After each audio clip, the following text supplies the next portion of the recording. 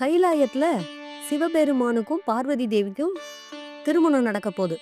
சுவாமியோட கல்யாணத்தை பார்க்கறதுக்காக முனிவர்கள் அத்தனை பேரும், தேவர்கள் அத்தனை பேரும், பிரம்மா விஷ்ணு அப்படின்னு சொல்லி 30 முக்கோடி பேரும் கைலாயத்துக்கு வந்துடுறாங்க. எல்லாரும் அங்க வந்துட்டதால என்ன ஆயிடுது, வட திசை பூமி தாழ்ந்து போச்சு, தென் திசை உயர ஆரம்பிக்குது. ஆஹா, இப்போ பூமி ஒரு பக்கமா சாஞ்சிட்டே வருதுன்னு சொல்லிட்டு இதை சமநிலைப்படுத்தணுமேன்னு சிவபெருமான் யோசிக்கிறார். அப்ப என்ன பண்றாரு, அங்க இருந்த அகத்திய முனிவரை கூப்பிடுறாரு. அகத்தியரே, நீங்க என்ன பண்றீங்க, தென் திசைக்கு போங்க. நீங்க ஒருவர் மட்டும் தென் திசைக்கு போனா போதும், இந்த பூமி சமநிலைக்கு வரும்.